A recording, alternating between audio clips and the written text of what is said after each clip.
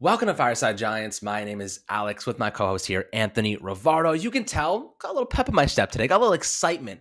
And it's not mainly because Joe Judge has been fired. I feel bad for Joe Judge to a degree. He was put into an awful position. Dave Gettleman, man, he is the head coach killer. He is the head coach assassin. Head coach assassin. He comes in, he wrecks teams, and he gives head coaches absolutely nothing personnel-wise. And I'll tell you what, the last two drafts have been a lot better, and I think that was mainly because of Joe Judge. I want to give him some credit there. Going out, Azeez Ojulari trading back. I think Kadarius Toney has the capability to be an elite player if he remains healthy and really commits to his body and keeping healthy in that way, and going the extra mile to prepare. I think that, there's some really great players. The signings, some of the guys that he did bring in were great, but ultimately too little, too late, not enough progress. As John Maris said today in his conference, we're going to talk about that a little bit and what he had to say. He did really mention the fact that this team is at rock bottom every week. He thought they reached rock bottom, and every week it got a little bit worse. And I think the last game there, 39 QB sneak with Jake Fromm, really was the writing on the wall. That was Joe Judge's last straw. And I think John Mara, he said that he didn't really pinpoint a single straw. That was the one that to be pulled and really end it all. But he said it was a culmination of many different aspects and factors. Nonetheless, Joe Judge being fired, and now we're moving into a more hopeful, more intriguing time where general manager candidates are really, really probably looking at this job and saying, this is a good one. This is a good job. We have a ton of draft capital, 2 first-round picks, a couple of contracts that we can get rid of, open up some cap space. Cap is really, you can maneuver those things. I think Kevin Abrams staying isn't the worst thing in the world because I do believe that he understands where our cap is currently is. So if they open it up, he knows the jargon. You don't have to bring in a new guy to learn all of the new contracts. He's the one that actually negotiated them. So he knows how to get out of them too and how to really help and maneuver around. So I think that might be a benefit to retaining him. Obviously, he's not a GM candidate, but we will want to talk about today is John Mara's press conference, some of the things that he did say, and an under the radar, underrated combo of a head coach and GM. Some people might think this is not really underrated, but I think that not as many people are talking about this combination, Anthony, but I'm excited to talk about that with you. But how are you doing tonight, my friend? I'm doing quite well, and of course, the leader of the Joe Judge fan club, the former leader of the Joe Judge fan club. I am a little upset. No, I'm not upset that he was fired. I'm just upset that it didn't work out. I wanted him fired. I thought that it was time. He did not live up to expectations. He did not deliver on his promises. The Giants made the right decision in firing Joe Judge. I just wish it went a different way. I wish it didn't come to him getting fired. I wish he performed better because he is a great person. I think that he is a good man. The thing over Christmas when he gave away, what was it, $300,000 to team employees. Like, he's a good guy. You want to see a person like that succeed. It's just unfortunate that it didn't work out. He just wasn't ready to be a head coach when he was hired. And I think this is a guy that, give him a few years. Maybe he learns from his mistakes, gets a second crack at it down the road, and maybe finds a little bit of success. But obviously, the final 6 weeks of the season for the Giants, that was damning. You could not continue to keep this head coach after those final 6 weeks. It was just so bad. And of course, I think that he talked himself out of a job with that 10-minute rant after the loss to Chicago. I think that was just unacceptable. It was embarrassing. It shed the Giants in a really bad light. And once the media starts to really turn, the national media starts to turn on the Giants, that's when John Mara starts to take notice because the New York media is always ripping the Giants, right? That's just what we do. That's what the New York media does. But when the national media starts to rip the Giants, that's when ownership takes notice. And that's when they were like, probably time to let Joe Judge go. And I heard through some reports here and there that former players were apparently speaking to ownership. They had interviews with former players or current players, I'm sorry, and they were saying, we're not really a fan of Joe Judge. The locker room was off. And a lot of information is coming out now that's adding up and making sense why Joe Judge was ultimately fired, despite the fact that we were told a few weeks ago he was going to be safe. But nevertheless, he's gone. Dave Gettleman's gone. It's a clean slate, clean house, and I'm really excited to see what the Giants do. Alex brought up a couple of really nice names here, with the GM plus head coach candidate search on the way. That's really cool because now we're looking for GMs and we're also pairing GMs with head coaching candidates because the GM, John Mara confirmed this today, is going to be leading the search for the head coach. So it makes sense if you hire a guy from one team, he's going to be looking internally with the team that he's currently with to find his head coach. So Adam Peters, San Francisco 49ers, you go ahead, you look on Kyle Shanahan's coaching staff. Mike McDaniels, really, really interesting name right there. And I think that this is a nice scenario that the Giants might be able to play with and hopefully even accomplish. This is like one of my top 3 favorite GM and head coach candidate duos in this year's cycle. So I really hope, I know that they're interviewing this guy soon. I really hope that this works out because this is a really, really nice couple of names that Alex is bringing up with us. Yeah, and look, Joe Shane interviewed today at 11 a.m. So they really got off to the bat quickly here. He's the one to beat, according to some people, and he's a great candidate, right? If he was to bring over Brian Dobble from Buffalo, you're talking about a guy that helped make Josh Allen an elite quarterback. That's a great combination, and you really can't go wrong there. There's a couple of great names, Monty Osenfort, Hortzit, I forget Hortiz, I don't know, from Baltimore as well. So there's a couple of great names. There's a couple of guys who really could come in here and overhaul the entire back end of this team. And ultimately, what I think is the priority here is that it's an outside hire. As far as I'm concerned, Dave Gettleman was about as inside a hire as you can make from somebody that was outside. He was connected to the Giants. He was friends with Mara. And I just don't think that after he went through cancer, he bounced back. There was a lot of stuff that built into this, and I think Mara legit didn't have the balls to fire him. I think he was scared of Dave Gettleman, to be honest with you. I think Dave Gettleman scared the shit out of him. And I think that because even today, he was like, it was gut wrenching to go down, and he was scared to go down and fire Joe Judge. Like, think about Dave Gettleman. Like, people are terrified of the guy. He is a scary dude. There's a lot of that's come out about him. And I mean, D'Angelo Williams, he he told us 2 years ago, you guys are in for a long, awful ride, and he was spot on. So when you're looking at the future now, you have Chris Mara, you have Steve Tisch, and you have John Mara doing the interviewing, right? I don't really like the fact that Chris Mara is in the interview process. I don't think he deserves to be in the interview process. And for the record, I think that the fans, Anthony, you and I, other YouTubers, other media members, brought a lot of attention to the nepotism within this team. And John Mara addressed it today, guys. He clearly heard the calls from the fans. He clearly heard us on social media because if you saw what he said, and he basically was like, Chris Mara does not have that much power. Just because he's a Mara does not mean he has any authority. He's only here to be a college scout. He doesn't have the ability to make the decision for drafting. That's the head coach and GM's decision. So when you're talking about Chris Mara, he came out and he publicly said Chris Mara has no authority, basically making any decisions. And by the way, I want to keep mentioning that we made that decision, right? That was all I think for the fans. And I do kind of want to agree with Alex here and pat myself on the back a little bit because I've been screaming nepotism for months in regards to John Mara and the Giants ownership. Because I brought this up a while ago, and then I started to see the conversation really start to spark on Twitter and other places after I brought it up. This is something that I've noticed for a long time. There was an article written many years ago in the last head coaching and general manager cycle, 2017. Someone mentioned nepotism then, and I really started to bring it up midway through the season. And I even started to hint at it towards the end of last season, the nepotism thing with Dave Gettleman and how the Giants are really ran through nepotism.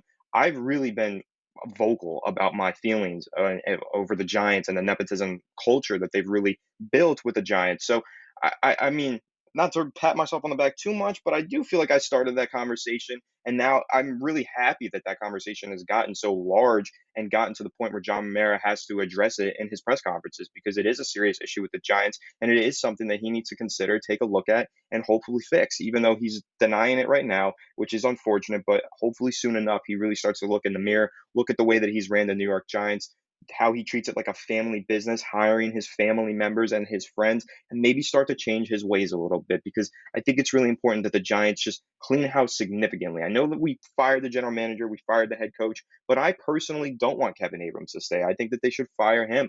Chris Pettit, I think he should be fired. I think that they should clean out all of the scouts on payroll right now, just completely clean out this front office and start over. That's something that the Giants have refused to do with each of the last two general manager selections. They just refuse to completely clean house. And I think now is finally the time. Just get it done. It's not going to be easy. John Mayer, I know that you have friends and good relationships with a lot of these guys in your team, but you just got to bite the bullet. You got to clean house. They will find success elsewhere, hopefully, but you just got to find a whole new staff because when you look at how monotonous the Giants have been and how bad they've been over the past decade, there's time. It's the time for significant changes, wholesale changes like he promised years ago and didn't deliver on. John Mayer, you have to finally just clean this house, get rid of the nepotism hires, get rid of that culture that you've breeded in this locker room or in this front office, and just go ahead, find a strong general manager candidate. And there are plenty of strong general manager candidates that the Giants are interviewing. Give him the keys to the front office, the coaching staff. Just let him run the freaking team and get out of the way.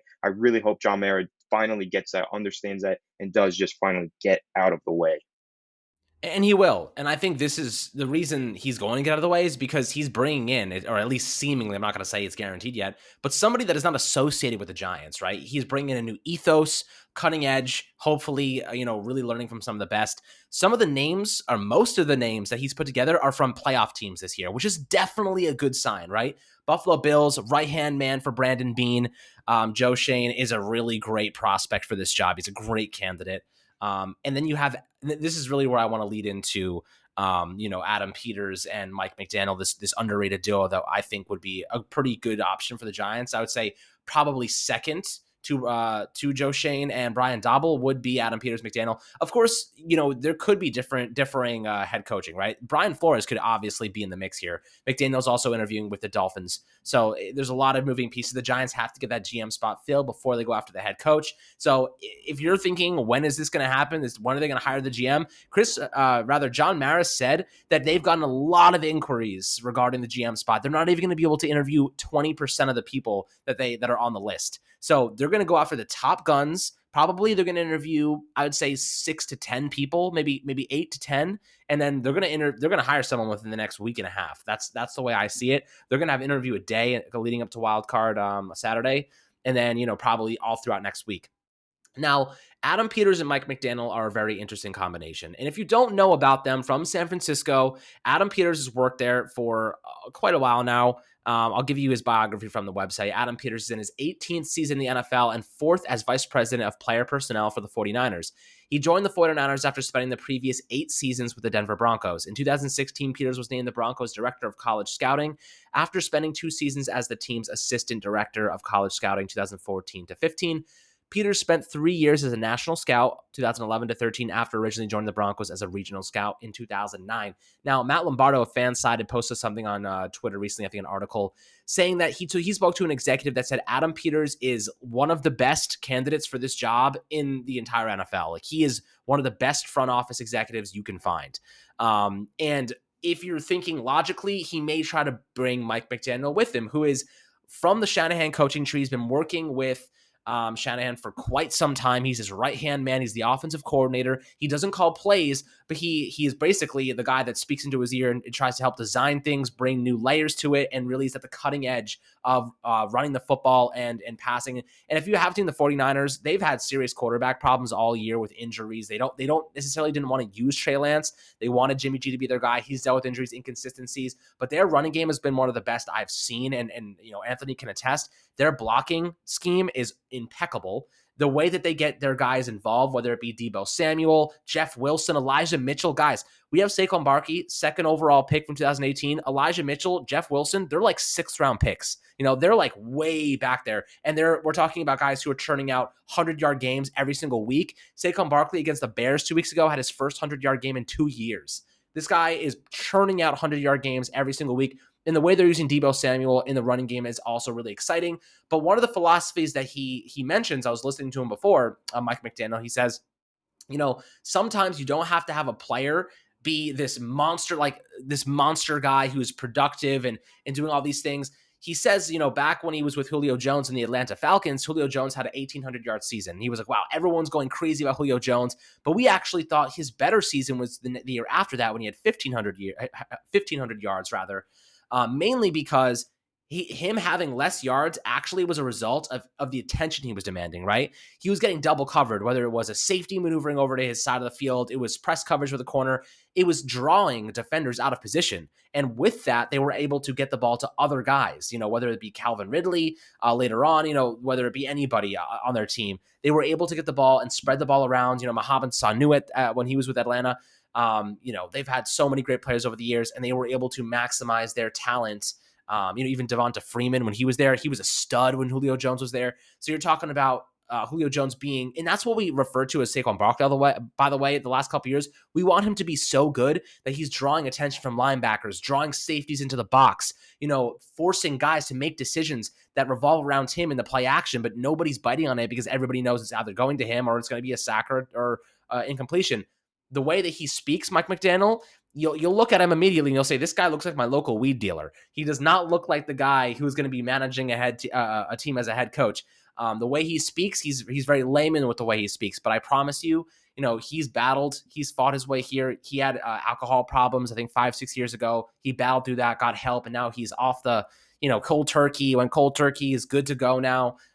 He's fought through some things in his life, and I think that he's a candidate that I respect because of where he comes from. The Shanahan tree is typically successful when they go other places, whereas the Belichick tree does not succeed. But then you have the GM to pair with him, right? When you have the GM and head coach cohesion, the chemistry, the synergy, that's when you see success. I don't think Dave Gettleman and Joe Judge were ever on the same page, except for we want to punch somebody in the mouth for 60 minutes. We want to run the football. Neither of them were able to get the offensive line in check. And I think that when you're looking at the blocking scheme, the offensive line that the 49ers have put together, it's one of the best in the NFL. And they've done it through the draft. They've done it through free agency. They've spent big money on some players, but that's only because they've been landing freaking offensive linemen in the draft at such a high rate, and just one after another, it's been great for them. So, Anthony, when you're looking at these two guys, Mike McDaniel, Adam Peters, do you think that is an intriguing duo for you? Yeah, I mean, you give me another day or two to really sleep on it. This might be my number one duo. Like I did the Joe Shane breakdown. I finally said his name right, so thank you all for helping me out with that. I did the Joe Shane Gettlegon breakdown, and I discussed his coaching connections. He's got great coaching connections. Bill Dabble on that staff would be a phenomenal head coach in my opinion.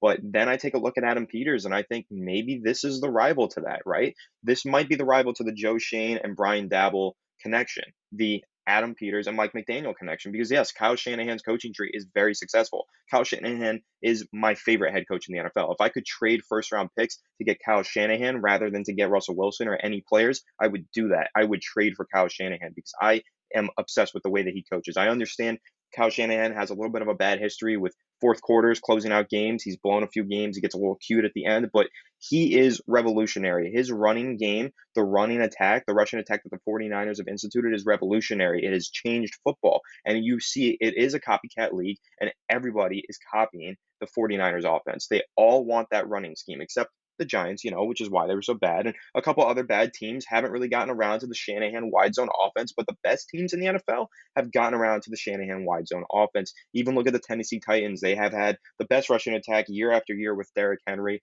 A lot of that is because they've taken principles from Kyle Shanahan's wide zone offense. And that's really something that you're seeing all over the NFL now. Of course, you're starting to see it even with the Falcons and other teams that are making these hirings that come from the Kyle Shanahan coaching tree. And I think it's really important for the Giants.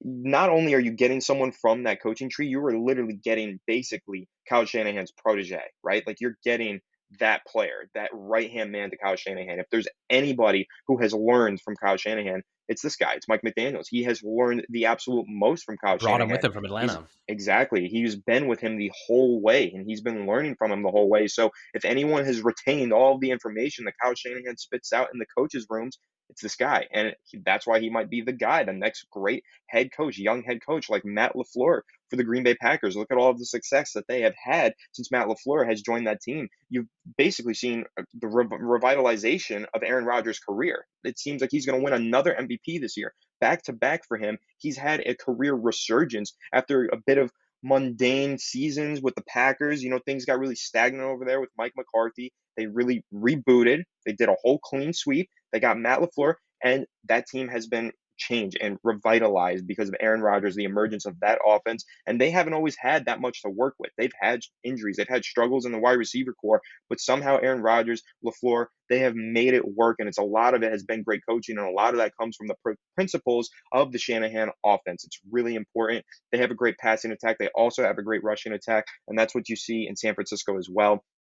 I mean, I've talked about this many times on the podcast before, how much I love Shanahan and his offense, the X's and O's of it, the way that he designs plays. You see, like, even the shot plays that he comes up with, like Leak, that's super popular. You see every team in the NFL run that. That really got popularized by Shanahan, and it's really resulted in so many touchdowns for the 49ers. It's kind of ridiculous. Every time you see the 49ers do that, like, wide bootleg, you know that they're just about to connect on a deep shot down the left sideline for the touchdown. It's just so impressive the way that they scheme things up. And if we can even get an ounce of what Kyle Shanahan schemes up in his offense on our team from Mike McDaniels, then freaking do it, dude. Like seriously, that's how NFL teams win nowadays, with that revolutionary and exciting and genius offense that really stems from Kyle Shanahan and these other great offensive coordinators in the NFL. So yeah, I'm all in on this. Not only that, I haven't really talked about Adam Peters that much, but you do some research on Adam Peters. I'm going to do a video on him in the coming days, Gettle Gone episode. You do the research on him and you find out that he really is one of the best talent evaluators in the NFL. And what have I been saying all season long Fred with this Warner. upcoming NFL draft? You need a good talent evaluator when you have two first round picks entering the 2022 NFL draft. You have to get those right. And there's no one better to make those picks than Adam Peters. Seriously, he is one of the best talent evaluators in the NFL, and he knows how to extract value. But one thing that I'll say, caution to the wise, caution to you Giants fans, right? When you're talking about the New York Giants and what you've seen in recent years, you've seen a heavy emphasis on the running game, and putting a lot of assets in places that don't really matter as much, like interior defensive line, like running back. It is going to be such a huge difference if the Giants get Adam Peters in the way that they value positions and value players. And I could probably bet with you that Saquon Barkley does not get a second contract with this team if Adam Peters is the general manager, because the way that the 49ers run their roster, they don't really emphasize the running back position. They don't emphasize the interior defensive line as much. You saw them trade away one of their best interior defensive linemen in recent years, gather a first round pick, and then invest that elsewhere. But I really think that that's the way that the Giants need to go. Get more progressive, get more modern in the way that they approach the sport. And that's going to ultimately lead to more wins now and especially in the long term future. I think if you hire Adam Peters, this is not a guy that gets fired after 2 years or 4 years. This is a guy that sticks around for a second contract with the team and really is able to build something, build a solid foundation, solid roster for a head coach to work with. And I'm really excited by this scenario. It's Joe Shane or it's Adam Peters for me so far. I'm going to do research on the other guys as well, but those are my top two candidates right now. And a lot of that does have to do with the coaching connections. I mean, man, I'm looking at San Francisco's draft history of the last 4 years, the same, time frame as Dave Gettleman. Holy shit. Straight up, holy shit. It is like littered with phenomenal players. Littered. I mean, last week when the 49ers beat the Rams in overtime, you want to know the receiver that caught that pass? Jawan Jennings. You know what round he was taken in last year in 2020? Seventh round. Seventh round pick last year. When is the last time we had a seventh round pick, aside from Tay Crowder, actually do anything? Anything at all. Anything. We haven't had a seventh round pick do anything at all. And Tay Crowder, by the way, is a bad linebacker. He's not good. The only reason he starts is I don't like him. I like him because we got a lot more out of him than we thought we would, because he is a seventh round pick after all. He was Mr. Irrelevant, but he's not a good linebacker. He shouldn't be starting on an NFL team. He should be a reserve. He should be a backup. That is really where he should be. But if you're looking at this team, man, I mean, they got Elijah Mitchell, who ended up being one of the best running backs this year in the 6th round, this past draft. We got Gary Brightwell. Guy is on freaking IR. Guy didn't even when he touched the field, it was nothing. When you have a team as good as San Francisco's, at least they have invested heavily into the right positional groupings, and you have a great running scheme, you can make any running back look great. But Elijah Mitchell, Jeff Wilson, I think he was undrafted. You know what I mean? Like, they've done fun. They had Trey Sermon in the 3rd round. I mean, another great running back there. They're just chilling. They're hanging out. They're just drafting phenomenal players year after year. Brandon Ayuk, obviously, he had some issues this year. But then you look at 2019, Nick Bosa in the 1st round, Debo Samuel in the 2nd round. They got Caden Smith, who we ended up actually grabbing. I think he was given a bad bill here. Dre Greenlaw, who's one of their primary linebackers. They did a good job. Mike McGlinchey in 2018. They have, from their 2018 draft, they have 1, 2, 3, 4, 5, 6, 7. They have 7 players who have played 35 games or more from the 2018 draft. If you look at our team, half of those guys aren't even, actually, not even half, 99% of those players from our 2018 draft aren't even on the team anymore. Aren't even on the team.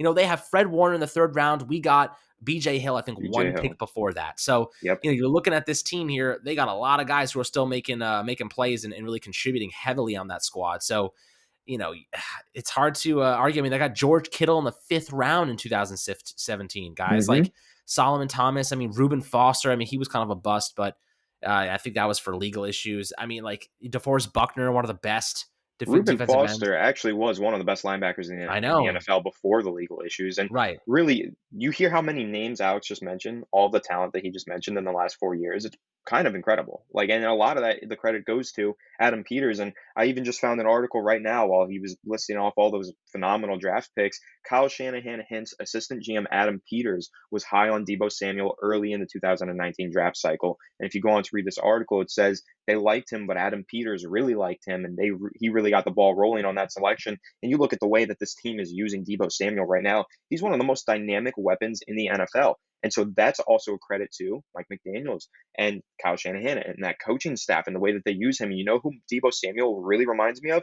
Kadarius Toney. I think that would be phenomenal. And I mean, you bring in someone from the 49ers coaching tree, they get their hands on Kadarius Toney.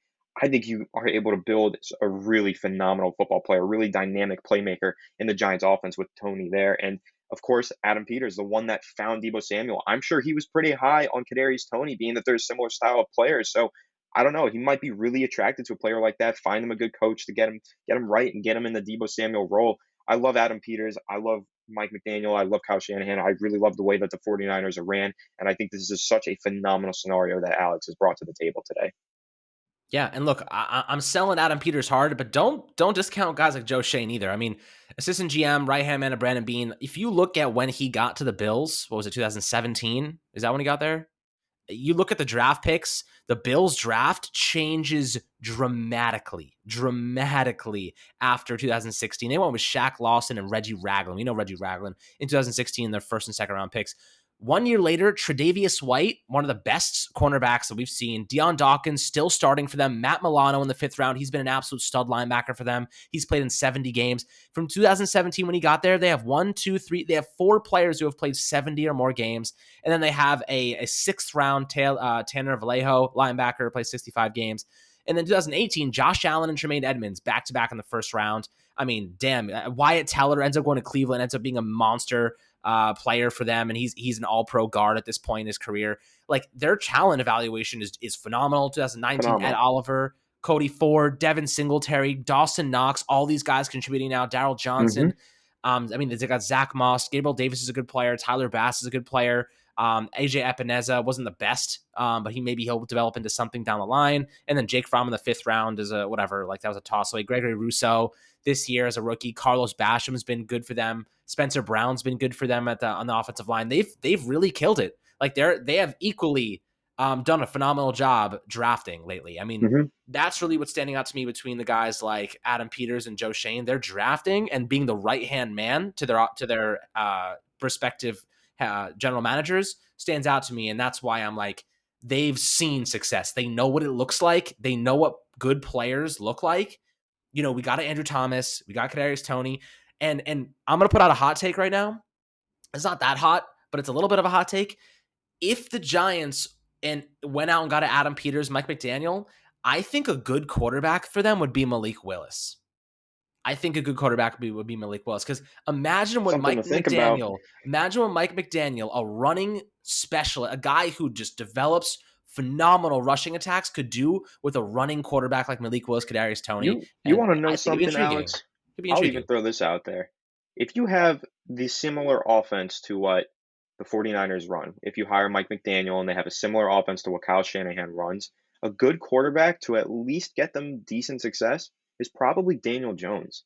He has a You're similar not playing wrong. style to Jimmy Garoppolo. Jimmy Garoppolo has found success in that offense. Sure, he has not been the guy to push them to the next level and win them the Super Bowl. And had they had a better quarterback in that Super Bowl against the Chiefs, they probably do win that Super Bowl. You know, that deep pass from Jimmy Garoppolo at the end of that game really cost them. He overthrew it, and that was really ultimately why they lost. They had a better quarterback, a clutch quarterback. They win that game. That's it. That's Jimmy a just isn't wrap. good at throwing downfield. Jimmy Garoppolo is not the best downfield quarterback, but he is one of those pocket quarterbacks who can get mobile a little bit. Daniel Jones obviously being far more mobile, but similar playing style and similar talent level. I think Garoppolo is a bit better, maybe, but similar talent level. And another thing that I'll throw out there is that the 49ers are definitely trying to move on from Jimmy Garoppolo after the season. I've seen a lot of Giants fans say they should trade for Jimmy That's Garoppolo. I don't want to And go down that now road. I don't I want to don't go want to down go that down road, that but road. But listen, you start to think about this. If they get Adam Peters and then maybe Adam Peters, Mike McDaniel, they don't want to go with Daniel Jones.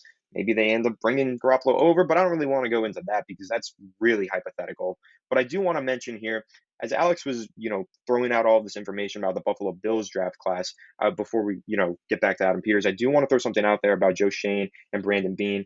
A little nugget of information that I found when I was doing my research for that general manager candidate video. And it's something that I found is that the way that their front office operates, Brandon Bean doesn't do the scouting necessarily. He isn't the talent evaluator. It really is Joe Shane that does the talent evaluation and then relays that over to Brandon Bean, and then they work it out and figure out who they want to select. From what I understood in my readings of the situation in the Buffalo Bills front office, it's really Joe Shane that evaluates the talent and finds all those talented players in the draft. Of course, the scouting staff, that is huge. Having a good group of scouts on your team is ginormous, but Joe Shane is the one that is really finding the talent, and Brandon Bean is the one that's working it and putting it all together. Like the big maestro is what I really gauge from the information. Because if you go ahead and you look at Brandon Bean's career history, he doesn't have that much scouting experience. He was in personnel, director of football operations, then became an assistant GM and a general manager. He doesn't necessarily have scouting experience, but if you look at Joe Shane's history,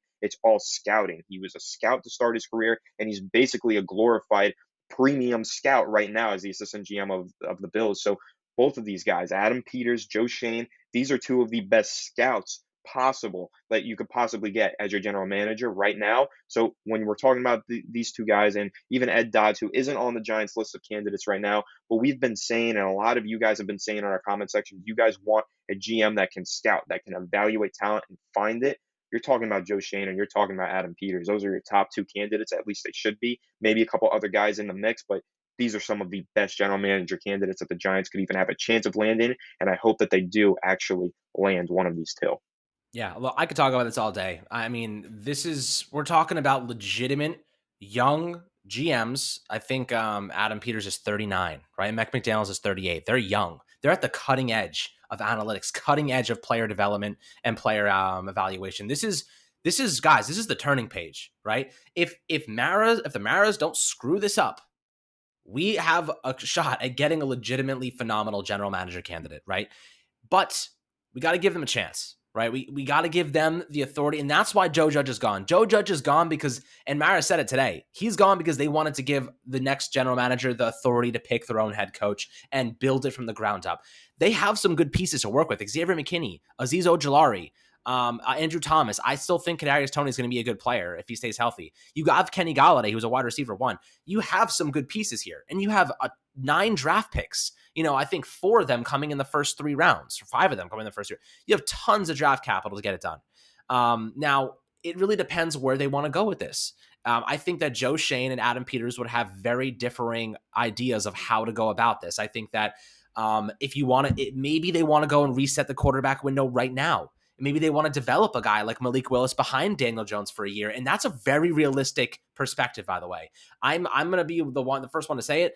I think that if they want to go out and get a quarterback right now, they're not going to put all their chips in and trade back and pray to the good Lord that Bryce Young and CJ Stroud will be available for them, right? Because that's assuming they're going to have a bad year next year, which is probable. They're probably going to struggle next year. But we want to see progress for the most part.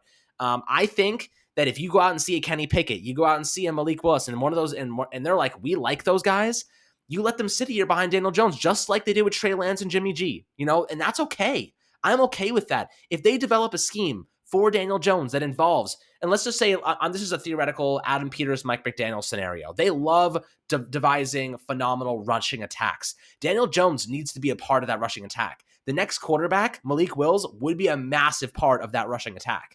What Malik Willis really lacks is a good intermediate short field vision. He's a great downfield thrower. Guy has an absolute cannon of an arm. He has the best arm talent probably in this draft class in terms of getting the ball and fingering it into any spot. He is the most athletic quarterback that we've seen since Lamar Jackson, and it's not close compared. Josh Allen probably is close, but I think Malik Willis is even a better runner than him. But Josh Allen is stronger.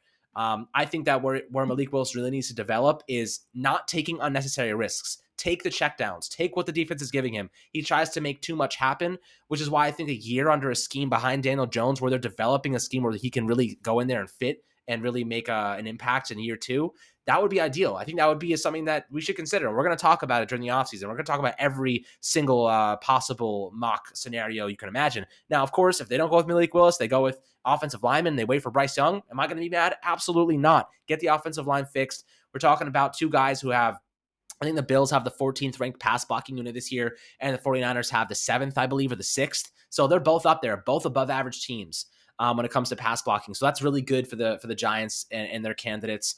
All of the candidates that are in the playoffs right now all have top 15 pass blocking offensive line. So whatever general manager they're going to get is going to be good in helping build that facet specifically. So that's a really good point I want to make. But guys, hope you enjoyed this episode. Obviously, we talked about a lot here. Really curious to hear your thoughts on Adam Peters, on Mike McDaniel, Joe Schoen. We're going to do a lot of different episodes this week, talking about these tandems. But there's hope for the future, guys. I feel it. I feel like the energy's seeping back in. I'm not going to say positive Alex is back yet, but I will say I'm at least excited about the future, excited to talk about this team again, because just 2 days ago, I was still in misery. I still didn't know where this team was going. I did not trust Joe Judge. At least now we have something new to discuss and really instill some hope in, and really hope they can turn things around. And John Mara seems like he's embarrassed enough. He said it himself today. I'm embarrassed is the lowest the franchise has been since I've been here. So I'm hopefully, and I'm excited to see, or at least happy to see, he's taking some accountability for this. And they said they're going to get it right this time. But no more words. We want action. Make sure to drop a like and a subscription below on the channel. I would love to hear your thoughts below in the YouTube comments. And we'll catch you guys on the next Fireside Giants episode.